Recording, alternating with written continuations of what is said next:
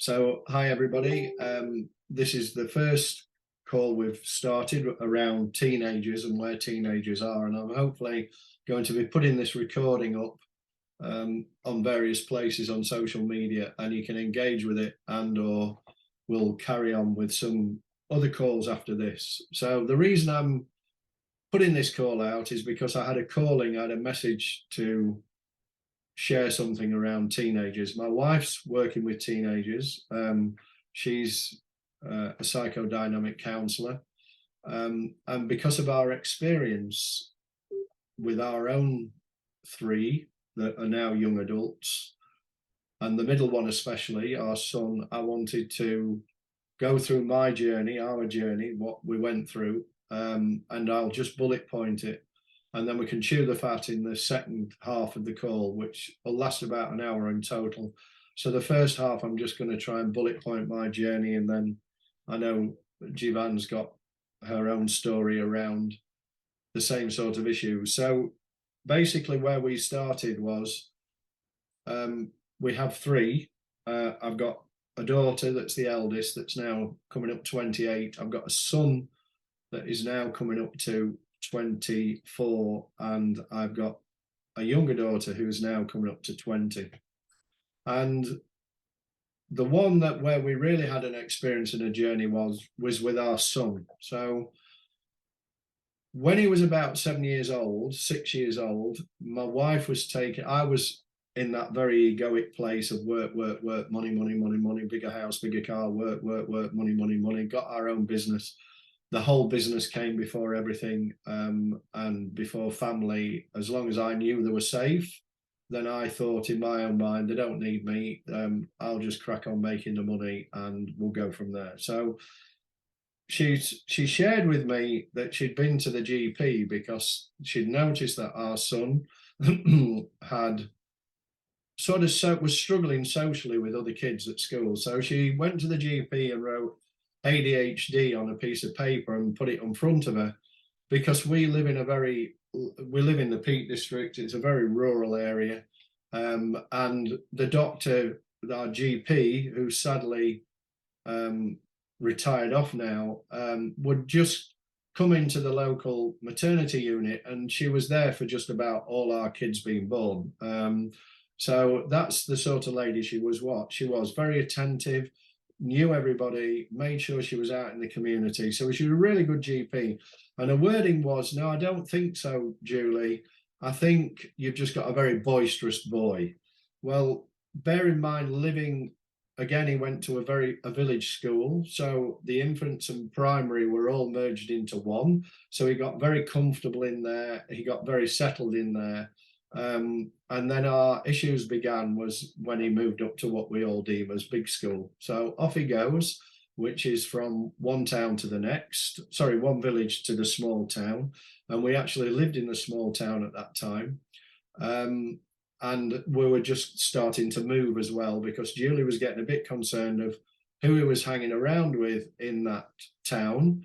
And she wanted to try and put a few miles distance between the boys he was hanging around with in there. And I'll come to that in a minute, of the whys and wherefore. So fast forward, started getting involved with weed, weren't quite sure what we were doing. And then when we moved, there was a psychotherapist that we became friendly with just round the corner. And she very kindly offered, as a mate per se, to sit with George. And she then pulled us in after a couple of hours and said, "I've got a good idea that he's on the spectrum, and I think he's got Asperger's. You need to perhaps give this some thought." So I said, "Well, what are our options?" She said, "Well, you could get him diagnosed." And immediately we both thought, label, we're not going down that road, and/or put him in private school.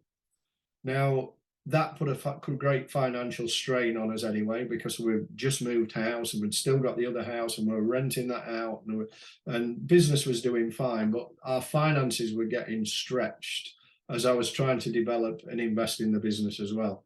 So another sort of 12 grand a year on top was quite heavy, but we sort of put him in private school, and he went in the September. We explained to the head of the school what our thoughts were, and that was the conversation was between us. Anyway, it lasted until the April, and I got a phone call after many visits in between, come and fetch him back. We don't want him at school anymore. So we then had no option, and we ended up in Great Ormond Street, and this comes on to our institutional system of CAMS in the UK, which is the Child and Adult Mental Health Services.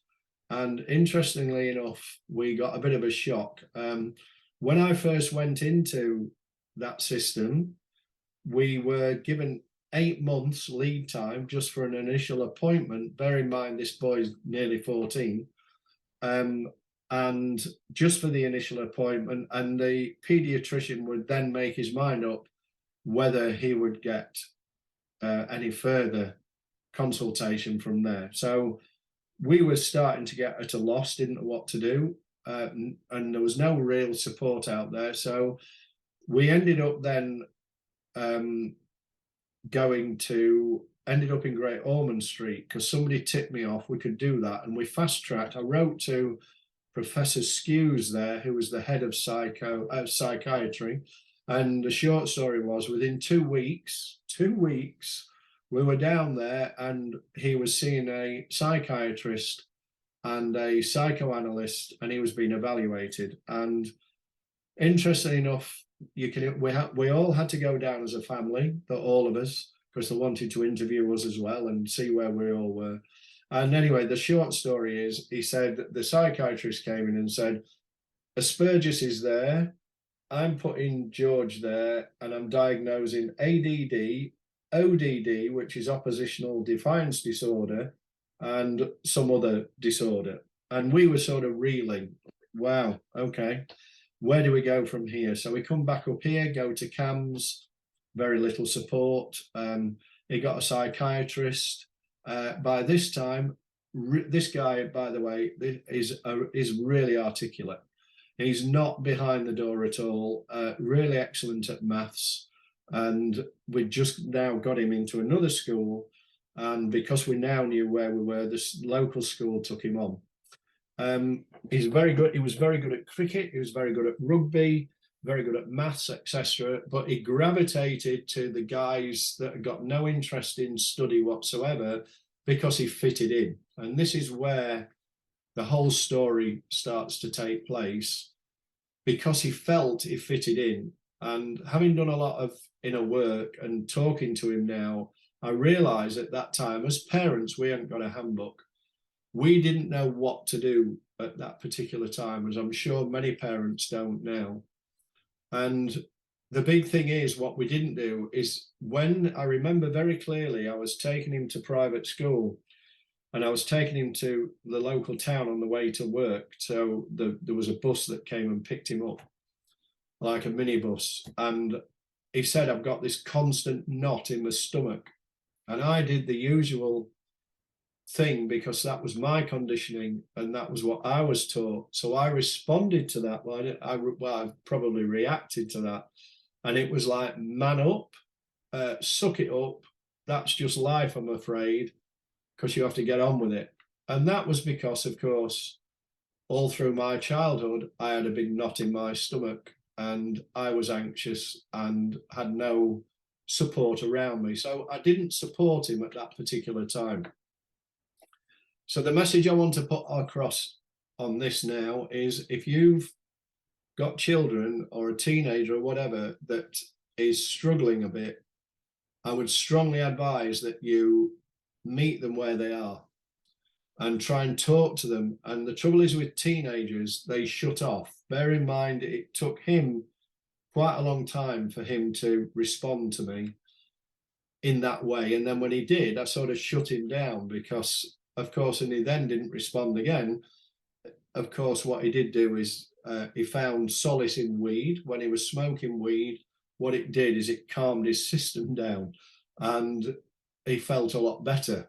And we're discussing that now, because he's coming up 24 and he talks to me a lot more now, because, of course, I'm still meeting him at the level he's at, because even though he's 24 in physical years, probably I would sort of say he's 3 or 4 years behind still in his development around what he's doing and his social skills and things, but he is improving. But what happened was he went from weed into absolutely everything else except heroin. So the only thing he has not danced with is heroin. And interestingly enough, his perception is anybody that uses heroin is an addict. Okay. So at that particular time, this is right through to 22-ish, he was pointing to the fact that if people used heroin, they're addicts. Anybody that used coke, MDMA, ket was the go-to, of course, because it's cheap. It's poor man's cocaine. He would use it, and he's even used crack on 2 or 3 occasions and got addicted to it. And interestingly enough, got himself off it with no outside support whatsoever, apart from me and Julie. So the tenacity of the boy is quite interesting. Well, he's a young man now, but it's quite interesting. But what I'm pointing to here is this all started because he was using weed as a go-to to relax. And I was, and Julie was the same. We were taught and conditioned as kids that if anybody smoked weed or took LSD or whatever, there were druggies, junkies, and it was a really bad thing to do. And you know what? What I've come to learn is there's nothing wrong with weed. He also now engages with psychedelic mushrooms, and having engaged with psychedelics in the jungle in Colombia, I can't really say to him no, but even though it's a class A over here, when you pick it, it's a class A. But if you brought ayahuasca over here, that would be a class A as well. It's what the institutions don't want us to do. But I look at it this way: anything that's natural, that's grown without being tampered with, then I support it in moderation. Okay. And at the moment now, he's using weed. He's off ket, and he's been off ket now for quite a long time. This is the longest time he's been off ket. And usually when he gets on ket, he really is in a bad place. But what we've been doing is, the rules are this, the ground rules are, don't come round to the house if you're off your face. Even if he's stoned, we don't want to see him either, because we don't know what else has been taken at that time. But if you want to come round, you're most welcome. But make sure you are sober, per se. You're very welcome for a meal. You're always loved, etc., etc. And interestingly enough, he sticks to that rule. I do pick him up sometimes and ferry him around, because he lost his license, by the way, so he can't drive. And this was his learner's license he lost because he was under the influence of some substance and driving a car without a license and insurance and all the rest of it. So he really is a free spirit. Like, he pushes against the establishment and the rules and regulations, and some of that I suppose I condone some of it, in a sense that I feel we're homogenized with schooling and the institutions and everything else, but that's only through my past learning over the last few years where I've gone down that road. So fast forward a bit, my strong advice to anybody that is meet them where they're at. How do we meet them where they're at? Where they're disconnected. And I'm coming to this in the last sort of 10 minutes so that we can throw it open a bit, because I'm sure certainly Jivan wants to add to this, because she's passionate about it as well. I've found that meeting them where they're at is not discussing what I'm concerned about, because when I look back now, what this was all about was my expectations, Julie's expectations, how our children should come through life. That is education, behavior, speaking to people, what they're dressed, the work ethic. We had an expectation of how they should turn out. I'm just going to let that land a bit. We had an expectation of how their life should turn out. And the reason is because Julie and I had our parents condition us in the same way. But because we have done an awful lot of work on ourselves and worked with energy and also looked into ourselves, is this right? Is this wrong, if you like? We've come to a place of there is no right, there is no wrong.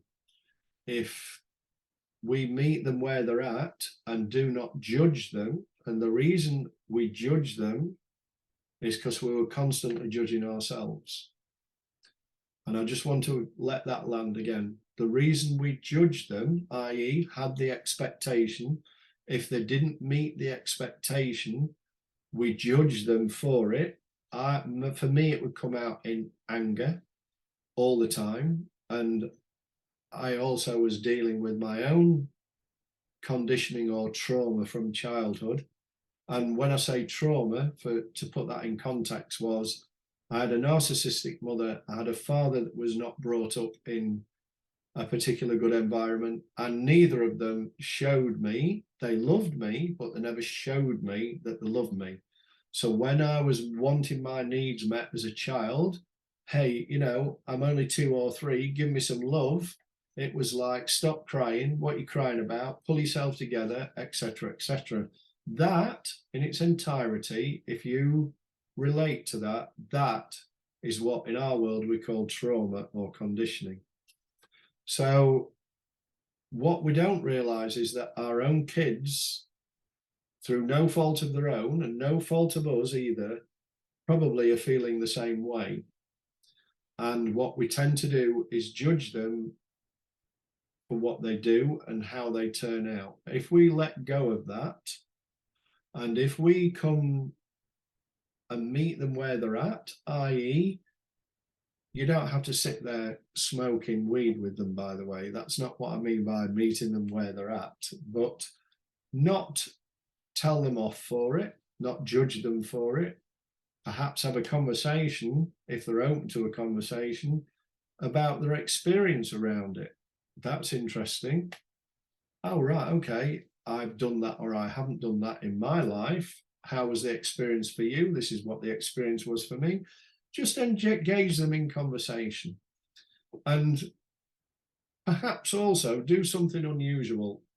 I don't know, if your teenager always goes out on a Sunday to watch football or something of that nature and you've never engaged with them, how about just once a month going with them and saying, hey, if you want, I'll come with you because I'm pretty interested in watching that with you. Or suggest something like, there's an ice hockey game on, or there's something interesting, something that will engage them, where you're just meeting them where they're at. And that disconnect that we have with teenagers, because they turn away, and the reason they turn away is because they've got all this going on inside. And what I will point to as well is that they're wearing a social mask just to get on with the friends. So I'll wind back to George. George, well, if you remember, I said when he finally got into a school, he gravitated to the guys that weren't interested in study and got no interest in anything, not even going into class at all. So he gravitated to them because he felt comfortable within that group, even though he actually admitted he did enjoy maths and sport, rugby, etc. But he didn't know he didn't know what mask to wear to fit in with those guys because of his social behavior wasn't acceptable to them. He couldn't find the mask to fit in, but his social behavior with the other guys fitted in, and that's where he went. And okay, they smoked a bit of weed, but sadly, of course, they got involved with ketamine and MDMA and all the other stuff that goes with it. And that's probably where the issues started. So that's it in a nutshell, our journey. It was a quick quick one because it was over a lot of years. What I want to point to, there was only one group that we eventually found. And how this happened was he was 14 and a half. He was at this school. I was in a meeting. Julie couldn't go. I was in a meeting in the school. Oh, I think Julie was with me. And there was the local policeman. There was a guy that turned up from CAMS that was a support worker, a youth support worker. And I think that lad had 50 other kids that he was meant to engage with on a weekly basis for a couple of hours at a time and make friends with them.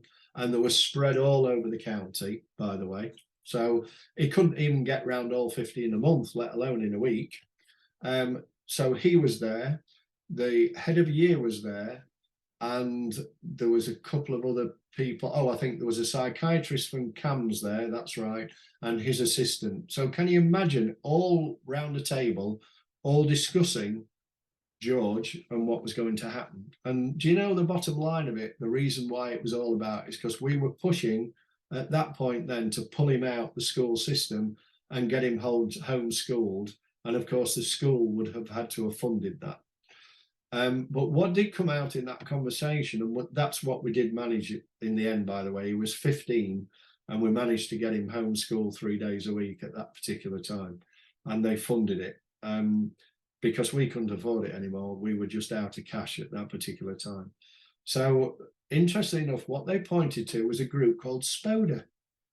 And SPODA was a charitable organisation that was set up for parents only, that was struggling, parents and carers that were struggling with children or young adults that were addicted to substances or alcohol. And I was amazed because bear in mind, we've been in this space all this time and it took nearly a year for somebody to actually say, oh, there's a support group called SPODA. I'll send you the number. And I'm right, okay. So I got back to the office and by the next morning, I still hadn't got the number. So I'm in the office, I'm Googling it and I found them myself. They were in Chesterfield. They were very close to where we live, the main town on the edge of the Peak District where we lived. And I found them up and I got this guy who was a Buddhist, interestingly enough. And I was chatting to him and he said, yeah, I'll come and see you and I'll bring David with me, who was an ex-addict and he was a care worker, and these guys were funded through the John Paul Getty Foundation. So the money was mainly coming from them and a little bit from the government. And they actually, and I remember at that time, David came in and we explained where we were with George, and his words were at that particular time, this will end, you know. And I burst into tears at that point.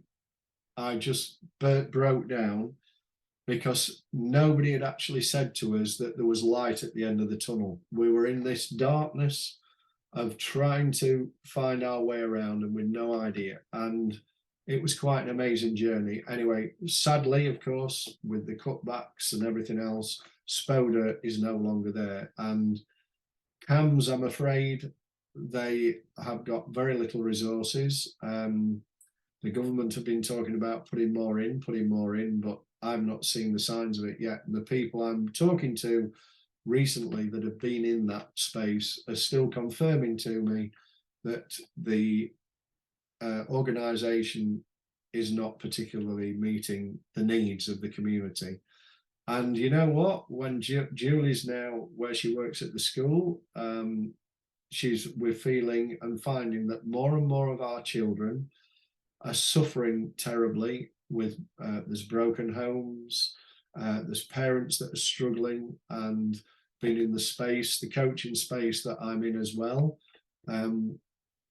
People that I'm involved with have either been through personal development or are in personal development and are bridging into spiritual development, have done some sort of work on themselves, and they're in there actually wanting and looking for something. There's a gap within the system, so they're searching for something. This has taken them down the rabbit hole.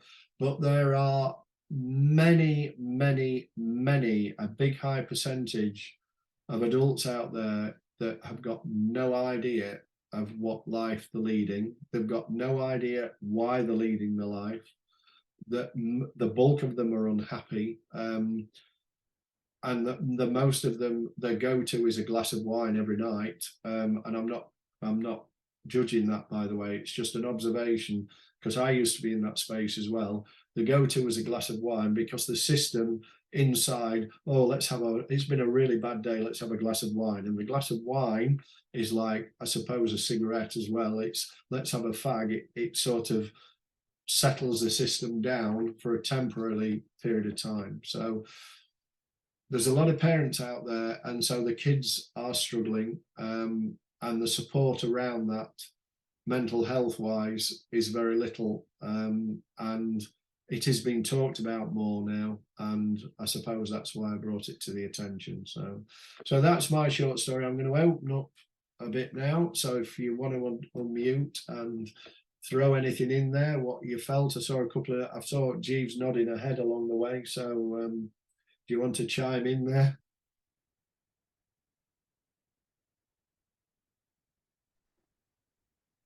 I'm always nodding my head, aren't I? Thank you so much for sharing your story, Stephen. It was fascinating. And yeah, I've known you for quite some time now. I've known you for what, coming on to 4 years now. I think I've frozen, but I hope you can still Yeah, hear we can me. hear you okay, but you are frozen, don't worry. Yeah, I'm frozen. Oh, no, I'm not frozen No, anymore. you're not now. Thank God. Yeah, I've known you for 3 years, I best think it is. part of 4 3. Is it years 3? now. Oh, So it, it'll be 4 years in August. wow. There you go. Yeah, Yeah, gone quick. Gone quick. Feels like a lifetime. yeah, But yeah, fascinating story. Fascinating to hear what you and Julie went through with George, and the support networks. They're not great over here in England. I've had experience of CAMS, but luckily my experience was quite good, even though it felt like there was support for my son. I mean, my son was a lot younger, uh, so there was a lot of support for him, but I didn't feel that there was enough support for me as a parent. correct. And I think that that is where where the bridge is broken, to be honest. Can I Because just throw something in the pot there? yeah, sure. Really, really, really good point. When we reeled back and didn't want to label him and chose the private school option, that was our mistake. Because if a child has got any sort of difficulties that can be diagnosed, whether they put a label on it or not, let them do it, because you then get funding from the state to support the child. We didn't get any funding from the state, and they were delaying it when we got a final diagnosis. They were delaying admitting it because they didn't want, they were thinking, oh, he's only 15. If we can delay it till he's 16, the funding's over. So I would have, that point you've just made there, Jeeves, is a really good one. If you think that is a possibility of getting a diagnosis, do so. Whether you feel it's right or wrong to label is irrelevant, because that's where we were. We felt it was wrong to label, but you know what? It's not done any harm whatsoever, because again, we met him where he was and discussed that with him, that your child will get financial support through the schooling system along the way, and maybe even some CAMS support. So yeah, I'm sorry, and I agree with you, Jeevesy. Carry on with that. The support for parents, there's nothing. You're right. There's absolutely nothing. And you know, I as a parent watching my child go through what he was going through. I mean, when the issues with him started, he was 4 years old. There's been lots of family issues. We've been made homeless. We've been evicted. There's been lots and lots of issues. Within that system, under social care, um, for like 8 years. 8 years, it's a long time to be in that system. And it just felt like we were being pushed from pillar to post. And I'm a single parent, and yes, there's family support, and some members are supportive, some members aren't supported of the family. I was going through my own depression because I'd just lost my mother. Lots and lots of other issues were going on. And this is something that I'm actually quite passionate about, because it doesn't get spoken about. Child on parent violence does not get spoken about, and it's a massive issue. And people just go, parents just go, oh no, I'm not telling anybody about that, let's put it under the carpet. And it shouldn't be. That's because they're wearing their mask and don't, Exactly. and they feel people will judge them, so that's why they do that. Exactly. And that's the space that I was in right at the beginning. But then when I started, I was desperately, desperately trying to find something, not to help me, because I didn't think that there was anything wrong with my mental health or my system or my energy or anything. And I was desperately trying to find help for my son. And obviously came across this spiritual work that, myself and Stephen do. And it literally turned things around like that. Yeah. And because picking up I on that. didn't have that safety in my system. No. And I didn't understand it at the time. It wasn't until sort of like a year later that I actually understood that because I wasn't feeling safe in my system, how could my child feel safe in his system? Correct. And what came in for me when you were sharing there was two things. The first thing is what I learned as I went down the path, was I got into meditation. Before I got into, I'd done personal development when I was in my early 20s, and I dropped it and then picked it up again and dropped it. And I used it and it was like, oh, I feel better now. I don't need it anymore. And if you look at the books on the back of my shelf there, those are what I've been into for the last 3 odd years. And I still read half an hour to an hour every day now. And I'm not saying that's what you need to do. It's just that what I do, because I have this need to absorb new information, and that's one of the things that I've come across. But interestingly enough, that what you've just said, a thing that came in for me is when we got talking to the lady around the corner, that was the friend that we met when we moved, that was the psychotherapist, the one that interviewed George, when we obviously got quite close friends after that. And she knew my story as childhood, because we were just laughing and joking over a glass of wine and a bite to eat over the evenings in the summer and what have you, as you would socialize. And one day she said to me, we're in conversation and it was during the day, we'd not had a drink or anything, and she said, and of course, because of your childhood trauma. And I remember in my head thinking, what the effing hell is she on about childhood trauma? I didn't have any childhood trauma. And you just reminded me of that, is that I was so in my own space of coping and learning my patterns of coping, which was very driven, get on with it, action conquers fear, rah, rah, rah, fake it till you make it, all that stuff I'd learned through personal development. And I'm not knocking that, by the way, that served me really well. But when she said that, I thought, what's she talking about?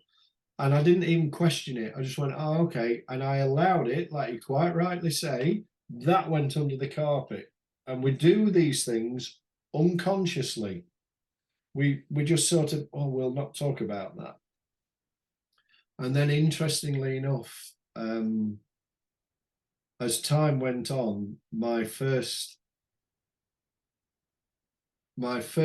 dance with that trauma was when my younger daughter and my wife, I was ranting angrily over something, and my younger daughter at that time, we'd picked up her anxiety because she was very close to us. The others had left, and she'd opened up to us that she felt sort of anxious, etc. So we'd engaged her with a local practitioner, and they said to me, "You need to go and see that lady." And this voice very clearly in the head, and this is as clear as day, this voice in the head that we've all got said, "Yes, and when you go and see her, she's going to tell you to come back and say to these two, it's all your fault, because what you do is you don't leave me alone, you keep pecking at me, and that's why I get so angry." So I said aloud, I said, "Yes, I'll book an appointment."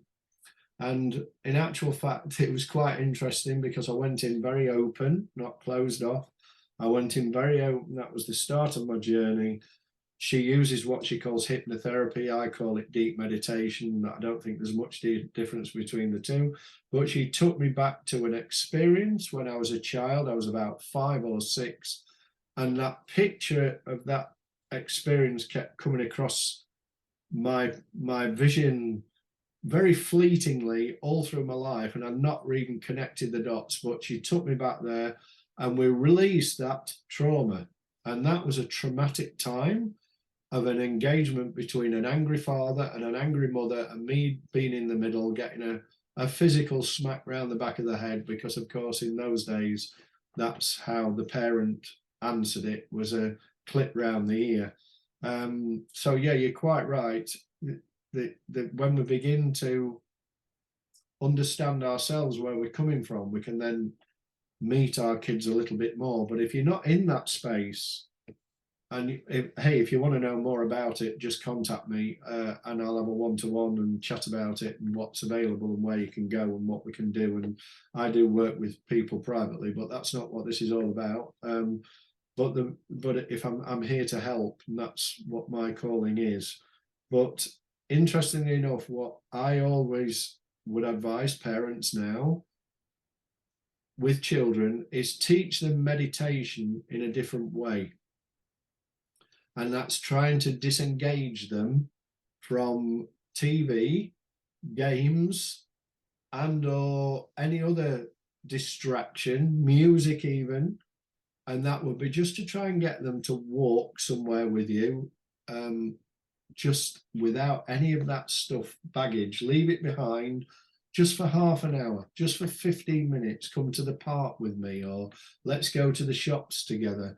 And that in itself, by disconnecting them from what I would call an external distraction, begins the healing process of them moving closer to you.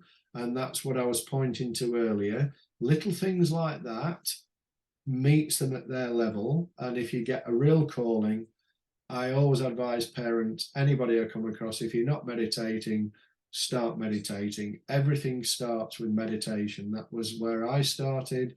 Everybody I talk to that has leading a more centered, calm, grounded life, that has done any form of inner work or healing, or any practitioner that is in this space, always sort of talks about meditating and sitting with yourself. And if you do that, like Jeevesy said, you'll learn then over a period of time how to settle your system, and your child feels it. They certainly do feel it. There's no doubt about that. Absolutely, they really do feel it. I'm not done with reconnecting with him by any means. But it's it's interesting that you say that something that came through to me, that I now realize what my mum and dad used to do whenever they were going through some kind of issue with between themselves or with us kids or external family. They would be like, put a smile on and show the world that you're happy. And that's what I had always done. That is, I still do that to a certain extent now, even. Mm. And the other interesting thing that you were saying was like trying to get them to disconnect from things like their PlayStations, their phones, etc., etc. It's very difficult to get a teenager to Oh, I get let go of these things. It's really difficult. yeah. I tell But what I've noticed with my son, who's now nearly 14, can't believe he's nearly 14, um, is that, you know, we will just sometimes just sit and talk and laugh and for like an hour or so, and it's just so refreshing because it in those moments it feels like I've got that connection with him, yes, yeah, whereas when he's on his PS5 there is a massive disconnect because I can't talk to him.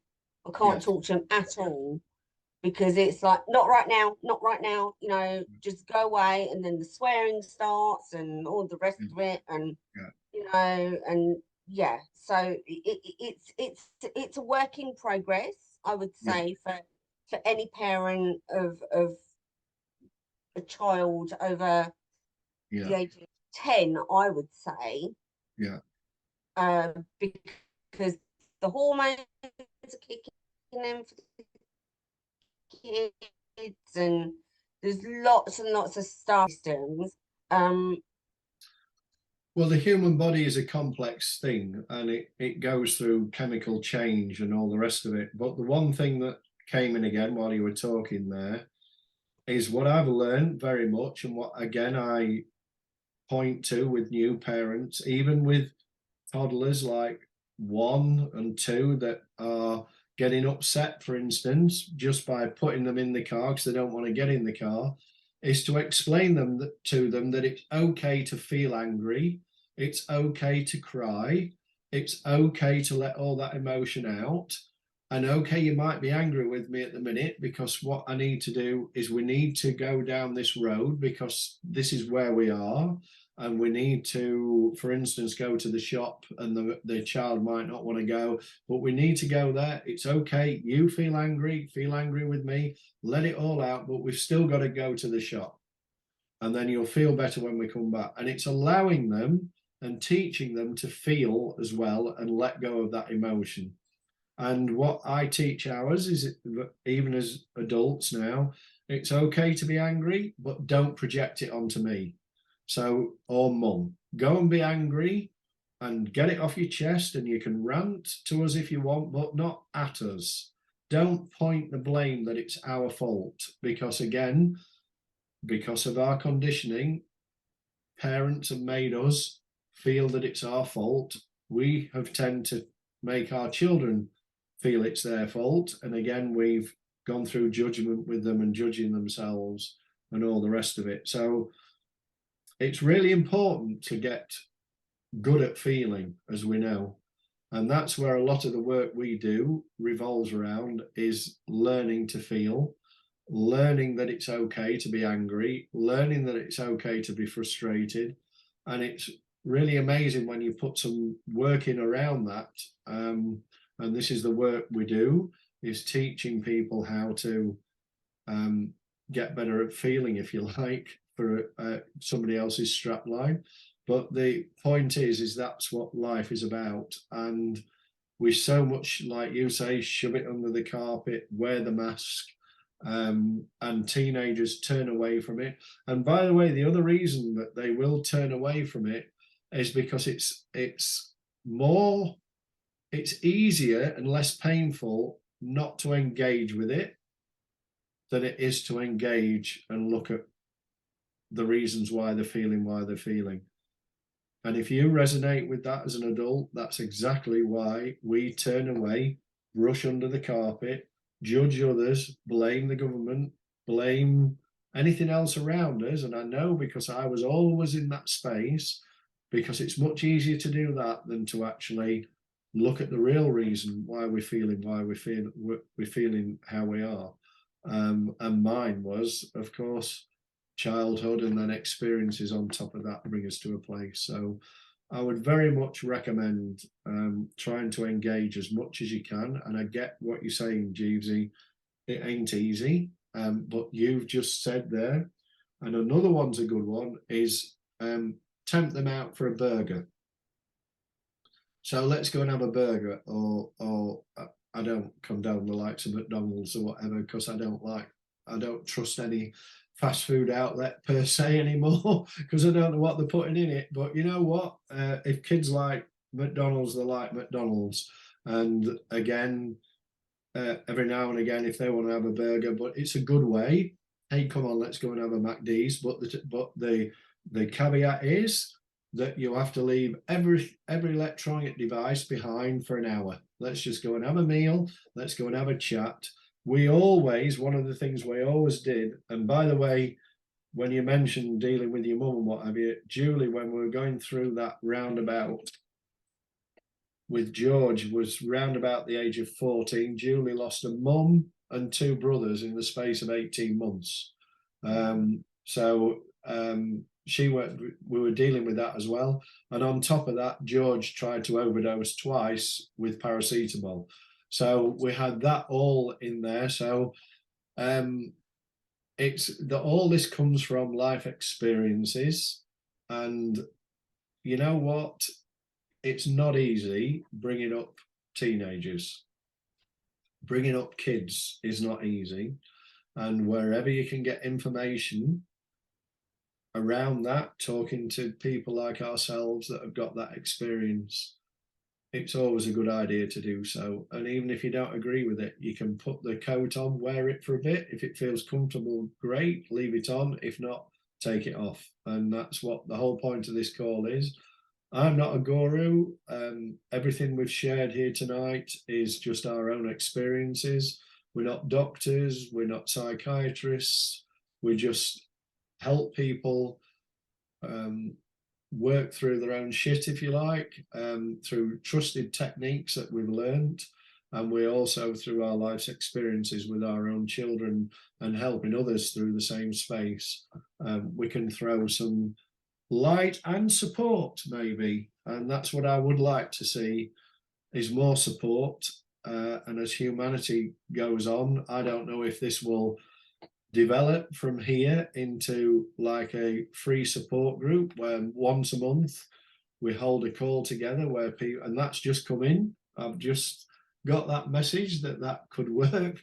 We could offer a free online support group for parents that are struggling, don't know which way to turn. They can sit there with the camera off if they want. It's not a problem. Just listen. You don't have to engage, and just hopefully you might get something from it. It might help. So that could be something we can do going forward. And I might put some posts out on that, and just once a month run something like this, just for an hour, just to try and help people. And I think when you get a lot of people together on a call like this, we can then create a private messenger group, and then people can support each other in that own group. And when you know you're not on your own, and there's one thing we humans, whether you think we're meant to be on our own or not, I can assure you we're not. We need that connection with each other. So that could be a start. So when we put this out, I'll put a few hashtags on there and see if we can get some engagement to be able to take it forward from there, see how it goes. And we'll keep putting some posts out around that as well. Well, you got my full support on that one, Bonesy. There you go. So Honestly, maybe that's. do you know what? I just feel that when you're, however old your child is, whatever challenges you're having with your child or children, as a single parent or a two-parent family, it can be very, very isolating. Mm, And The Hey, support services are just like so focused on giving the child the support, which I don't necessarily think it's the right kind of support for the children, in my opinion. I've got a lot of experience with this world. Um, but there's no kind of like support for the actual parents. The well, you see, services say that they're supportive towards the parents, but actually, when we were under the services and CAMS, I mean, CAMS were pretty good. I did feel supported by CAMS, but the rest of the sort of like the support network, like social services, or the rest of it, there's nothing for the parents. So well, where are the parents supposed to get that support from? correct. And So that's the whole point. You see, yeah, in my experience, the whole thing revolves around that the parent and the child should be um, coached together, if you like, with a practitioner. They should be brought together. And our experience with CAMS was when we finally got in that system, he got to see a psychiatrist for I think it was 30 minutes or maybe an hour at the most every 2 weeks. There was no follow up in between. We could not be privy to that conversation because of his human rights. And I said, well, how do you know he's telling you the truth? And she looked at me and said, what do you mean? I said, I know how articulate he is, and he's really good at what he does. And he's so bright, he will know what you want to hear, and he will be telling you what you want to hear. Because I saw him do it. Because when we're in, that's where I picked it up. When we're in Great Ormond Street, we were they did bring us in a room together, and we were talking to the psychiatrist, and we were talking about how he responded to certain treatment. And I knew full well, I thought, the one thing he'd learned very quickly, that because of course they've got Google now, he was that bright, he worked out that if most people with autism couldn't maintain eye contact, that was a symptom, and that their sense of humor was different to everybody else's. So George very articulately trained himself, and I mean literally trained himself to hold eye contact with people. And he also trained himself to laugh. And you knew it was put on because every now and again it was in the wrong place. But the psychiatrist didn't pick up with that. So, but you know what? I feel so much for them. A lot of them really want to help. They've got such a workload because the system that we're in is a homogenized system, i.e., what that means is one glove fits all, and it doesn't, because we're all individuals, and they're individuals as well as practitioners. And it's just quite interesting how many people, when they can afford it, will try and find out a private practitioner to help with the children. I know that, but I mean, I haven't got the qualifications to deal with children in this country. You have to have a diploma in that, and my wife's got that. But I know how parents seek her out to see if they'll see the child in private, because the school can only afford to fund so many, which is really good because a lot of schools don't even fund at all. And everything is just underfunded, and the system is one glove fits all, and it's the same as our kids. This is, and I'll sort of close on this to try and point to the system. We put our kids into a school system, and the school system is the same system for everybody. Now, let me put it this way. George was pretty good at maths and science, and he enjoyed it. He hated history, he hated geography, and he hated languages. Why would you put a child that hates those kind of subjects through sitting in a lesson every week for an hour or 2 hours on those subjects, for them to get bored, fed up, and frankly pissed off? Why would we do that? Why do we still insist on doing that? instead of developing the talents than what they've got. I get the fact that they've got to learn to read and write, and they've got some sort of basic maths and possibly a little bit of science. But you know what? How many people go off to be scientists with and biologists? They put them. I went through science and I got, I think it was a CSE or whatever it was in those days. I've never touched it since. It's not helped me since. And frankly, it wasn't a subject. I just picked it because I had to fill a load of subjects. So we're in a very institutionalized system. I think we're all waking up to the fact that we are. And there's got to be better ways. But if we can just try and get something together to help parents from this conversation that we've had, I think it's a step forward. So we'll put it out there, and I'll work out when we can have another one in a month's time, and then we'll put some content out. I'll try and get this up on YouTube, and I'll drive some traffic from LinkedIn and Facebook to the YouTube site and see if we can't get some parents that want to engage with it. And the trick is getting people to share it, and possibly they may do. We'll see. The thing is, can I just add? I know you want to close this call in a minute, but can I just add that when parents are going through shit, per se, with their kids, a lot of it for parents, I know I certainly went through it. I definitely went through it, that I was ashamed of even thinking about it, let alone talking about it. I didn't want to admit it. I didn't want to, and that was not me. It's a good point. Brushing it under the carpet, because you felt judged by other people. I felt judged. I felt like everybody was telling me how to feel, how to think, how to behave, what to do with my child, how to discipline him. I just felt very, very controlled. Yes. But I felt very, very ashamed to admit that my son was kicking the shit out of me. Yes. Yeah. And it's a massive problem. It doesn't just happen with 4-year-olds. 4-year-olds aren't just doing it, but there's like 15, 16-year-olds that are hitting their mothers, their fathers, their siblings. And it's a massive issue. It's something that I'm quite passionate about, because I've been through it.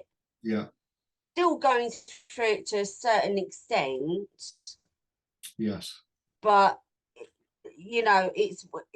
I'm finding that when my system it doesn't feel regulated, and it feels off balance. Can I just point out? That's when energy is just like flying away, if that makes sense. Yeah, just for anybody that's not used to when Jivan refers to a system, she's talking about a nervous system.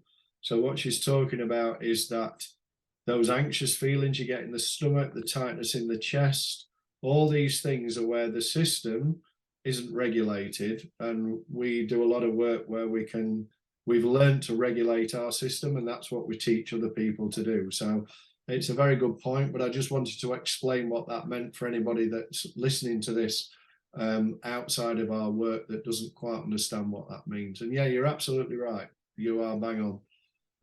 And I have to take my hat off to you. I'll close on this one, because you, and for anybody else that's a single parent out there,